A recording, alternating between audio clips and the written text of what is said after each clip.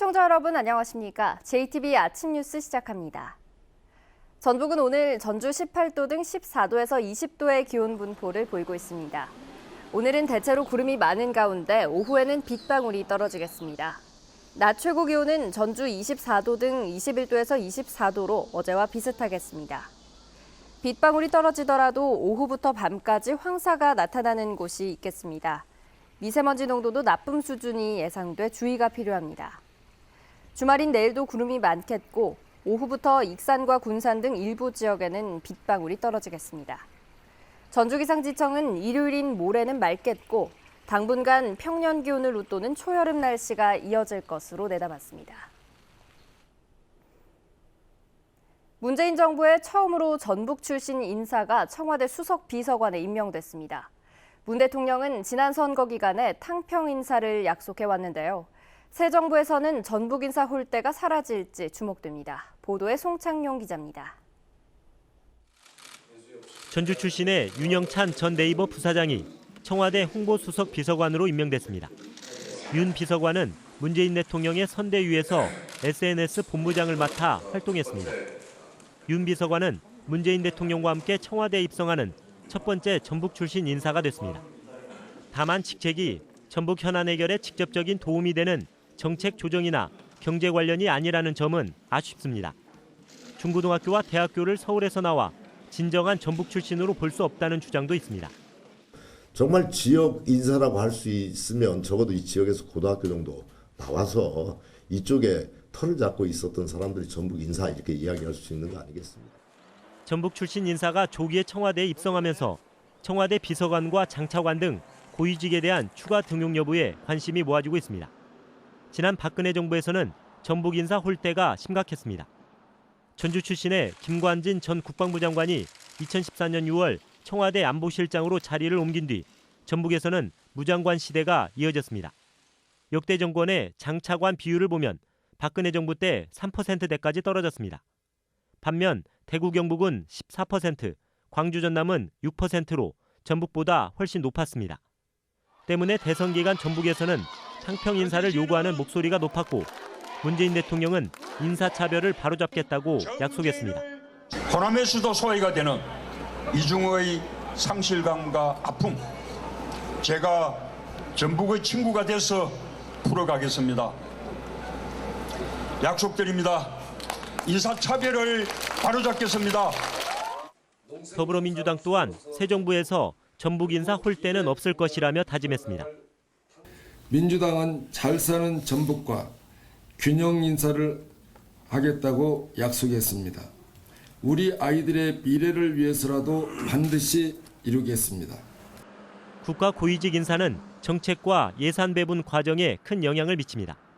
대선에서 문 대통령에게 압도적인 지지를 보낸 전북도민들은 문 대통령과 새 정부가 탕평 인사 약속을 반드시 지킬 것을 기대하고 있습니다. JTBC 뉴스 송창용입니다.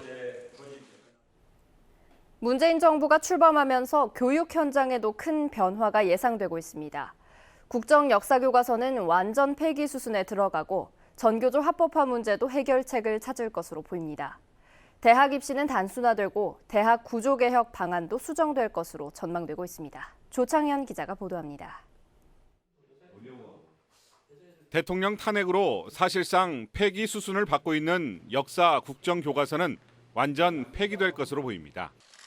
문재인 대통령이 폐지를 공약했고 집권 여당도 역사 교과서에 국정 발행을 금지하는 법안을 제출한 상태입니다. 국정교과서가 폐기되더라도 지역교육청이 집필 중인 역사 교과서 보조 교재는 예정대로 내년 2월에 일선학교에 배포됩니다. 전북교육청을 비롯해서 4개 시도교육청이 공동 추진하고 있는 역사교과서 보조교재 편찬 작업 계속 진행됩니다.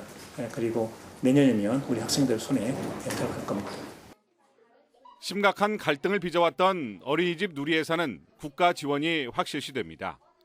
대통령이 중앙정부 책임이라고 공약한 만큼 전북교육청도 추경 예산에 모자란 금액을 반영할 계획입니다. 박근혜 전 대통령의 정부 책임 그 표현에는 어떤 철학도 의지도 없었다. 근데 문재인 대통령의 정부 책임이라는 표현 속에는 확고한 철학과 의지가 담겨 있는 것이다. 그렇게 해석을 합니다. 법의 노조인 정교조의 합법화와 전임자 해고 문제는 원상 복귀될 가능성이 높습니다. 보수단체의 반발이 예상되지만 개혁의 동력을 얻기 위해서라도 당장 이 부분부터 손댈 것이라는 전망이 나옵니다. 우선적인 것은 정교조 법인노조 철회가 가장 시금석이 될 것이다. 성과급 교원평가 폐지해야 할 거고, 그리고 70년간 해묵은 교육 적폐라고 하는 교육 체제 개편, 이번에 해서 아이들이 행복한 학교 교육이 될 수 있도록 그걸 바라겠습니다. 특목고와 자사고의 일반고 전환, 고등학교 무상교육도 새로운 정부의 중요한 교육 정책으로 떠오를 전망입니다. 대입 전형은 수시, 논술과 특기자 전형이 폐지되면서 학생부와 수능으로 단순화되고 대학 구조개혁은 대학별 특성에 맞는 경쟁력 강화 방식으로 전환될 것으로 보입니다. JTB 뉴스 조창현입니다. 제19대 대선에서 초라한 성적표를 받아든 국민의당이 당 쇄신 작업에 박차를 가하고 있습니다. 새로 구성될 지도부에는 전북 의원들도 앞다퉈 출마 의사를 밝히고 있어 당 주도권에 큰 변화가 예상됩니다. 이승환 기자의 보도입니다. 대선 이후 이틀 만에 열린 국민의당 전북 도당의 기자회견 자리. 참석자들은 도민들의 선택을 겸허하게 받아들이고 지역 발전을 위해 노력하겠다고 말했습니다. 신발끈을 다시 고쳐매고 전북의 미래를 위해 더욱 분발하겠습니다. 국회에서 열린 국민의당 의원총회에서도 향후 수습책을 놓고 격론이 벌어졌습니다. 2시간이 넘는 비공개 회의 끝에 박지원 대표가 대선 참패에 책임을 지고 사퇴한 뒤 새로운 지도부를 구성하기로 했습니다. 원내대표가 중심이 돼서 당을 새롭게 원내 중심 정당을 이끌어갔고, 또 그 이후에 비대위원장은 별도로 선임을 해서 비대위원장이 전당대회를 새롭게 준비하는 것으로. 국민의당의 쇄신책과 더불어 관심을 모으고 있는 건 전북 의원들의 거취 문제입니다. 그동안 지도부에서 한 발짝 비켜있던 전북 의원들은 이번엔 유성엽, 김관영 의원이 동시에 원내대표 출마 의사를 밝혔습니다. 자천 타천, 당대표 물망에 오르고 있는 정동영 의원도 16일 원내대표 선거 결과 등을 지켜본 뒤 최종 입장을 밝힐 예정입니다.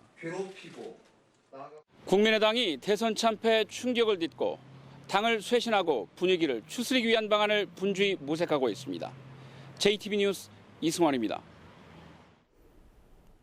80대 할머니가 보이스피싱으로 5천만 원을 도둑맞았습니다. 금융감독원 직원을 사칭한 남자의 말에 속아 김치냉장고에 돈을 보관했다가 몽땅 털린 건데요. 노인을 상대로 한 보이스피싱 피해가 끊이질 않아 주의가 필요합니다. 나금동 기자가 취재했습니다. 80대 할머니가 은행에서 돈을 건네봤습니다. 얼마 뒤 5천만 원이 담긴 가방을 들고 은행 직원과 함께 건물을 빠져나옵니다. 금융감독원 직원을 사칭한 한 남자의 전화를 받고 은행을 찾은 겁니다. 현금으로 5천만 원을 연세 있으신 분 찾아가니까 저희가 이런 거 여쭤보게 돼 있습니다 하고 나서 여쭤봤거든요. 83살인 할머니는 개인정보가 유출돼 돈이 빠져나간다는 말에 감쪽같이 속아 넘어갔습니다. 전화 속 남자의 말에 따라 은행에서 찾은 돈 5천만 원을 김치냉장고에 넣고 집을 비웠습니다. 집에 보안장치를 설치해주겠다는 친절함에 집 비밀번호까지 알려준 뒤였습니다. 뒤늦게 보이스피싱이라는 걸 깨닫고 3시간 만에 황급히 집에 돌아왔지만 이미 돈은 사라지고 없었습니다. 지난해에도 같은 수법으로 전주와 대전에서 7차례에 걸쳐 8천여만 원을 가로챈 20대가 경찰에 붙잡히기도 했습니다.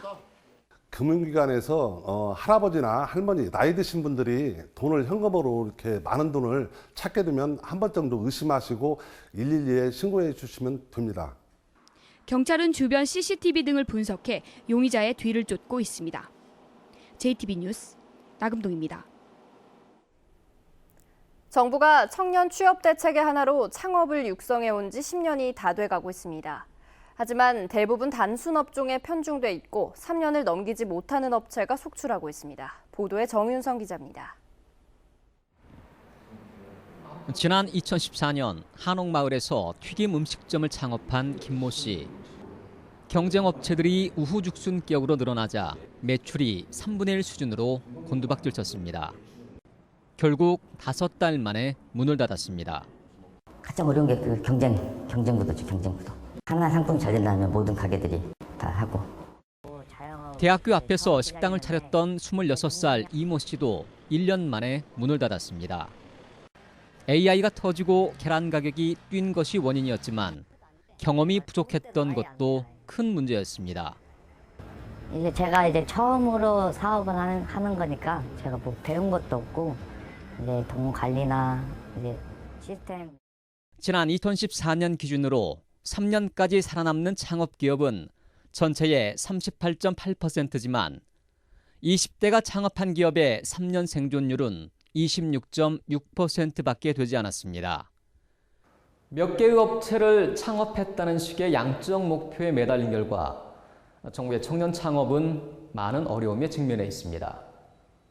이제 정부의 창업 정책은 기술력이나 차별에 대한 노하우를 가진 기업이 시장에서 살아남는 데 초점을 맞춰야 됩니다. 장훈희 씨 등 3명은 대학을 휴학하고 드라이 플라워 가게를 창업했습니다. 생산, 포장, 판매 방법 등을 3년 동안 준비했습니다. 장 씨는 창업 후 3년이 될 때까지는 정부의 지원이 필요하다고 주장합니다. 창업을 하기 전에는 몰랐지만 하고 나니까 필요했던 부분들, 그리고 하기 전에 몰랐던 이런 부분들에 대해서는 지원을 해주는 게 많이 부족하다고 생각을 해요. 기술형 창업을 활성화하기 위해선 업종과 관계없는 창업 자금의 지원 방식에도 개선이 필요합니다. 3천만 원 주고 1년 후에 또 1,000만 원 주는 뭐 업종에 관계없이 그렇게 하고 있는데 그것이 그 업종별로 좀 바꿔줘야 되지 않겠느냐. 창업기업이나 창업보육센터에 대한 평가 방식도 1년 단위의 단기 평가에서 벗어나야 되고 창업을 중고등학교 때부터 접할 수 있는 창업의 조기 교육이 필요하다는 지적도 나오고 있습니다. JTB 뉴스 정유정입니다. 완주군 프로포즈 축제가 내일 전북 도림미술관 주변에서 열립니다.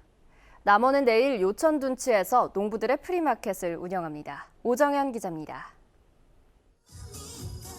완주 모악산은 여성을 상징하고 경각산은 남성을 대표합니다. 바로 앞에는 구의저수지가 있습니다. 완주군은 풍요의 상징인 구의저수지가 알고 보면 모악산과 경각산의 사랑의 결실이라고 밝혔습니다. 구의저수지를 내려다볼 수 있는 전북 도림미술관 주변에서 내일 완주군 프로포즈 축제가 열립니다. 완주군은 행사장을 찾아 사랑을 고백하면 꼭 이루어진다며 연인들의 많은 참여를 당부했습니다. 사랑의 명소로 잘 알려진 저희 모악산 일원에 많은 커플들이 참여하여서 행복하고 즐거운 시간 만들어 가시길 바랍니다. 남원 쑥쑥 농부들의 프리마켓이 내일 오전 10시부터 오후 4시까지 남원 요천 둔치에서 개최됩니다. 오는 10월까지 매월 둘째와 넷째 주 토요일에 열리는 프리마켓은 남원 농민들이 직접 생산한 농산물을 저렴하게 판매합니다. 저희들이 진실되게 지은 작은 농부들이 마련한 장터이니 여러분들이 오셔서 새로운 상품과 좋은 상품 잘 와서 보시고 만족스럽게 사갖고 가시면 좋겠습니다. 제11회 전주 비보이 그랑프리가 오는 28일 전북대 삼성문화회관에서 열립니다. 이번 대회에는 국내외 유명 비보이 30팀이 참가하고 지정된 배부처에서 좌석 교환권을 받은 1,700명만 입장이 가능합니다. JTB 뉴스 오정현입니다.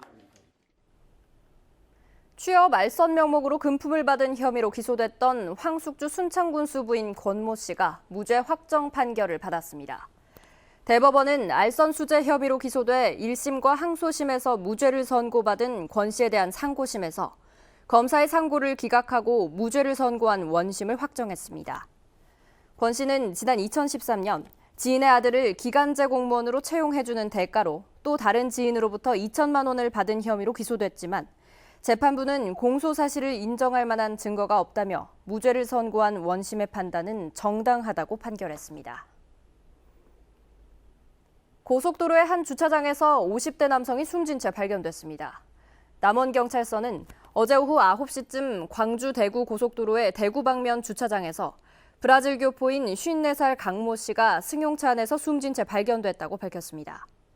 경찰은 차 안에 번개탄이 있는 것으로 미뤄 강 씨가 스스로 목숨을 끊은 것으로 보고 정확한 사망 원인을 조사하고 있습니다. 부안 해양경비안전선은 정원을 초과해 선박을 운항한 혐의로 선장 42살 신모 씨를 붙잡았습니다. 신 씨는 어제 오전 5시 50분쯤 부안군 격포항에서 승선 전원이 5명인 선박에 6명을 태우고 운항한 혐의를 받고 있습니다.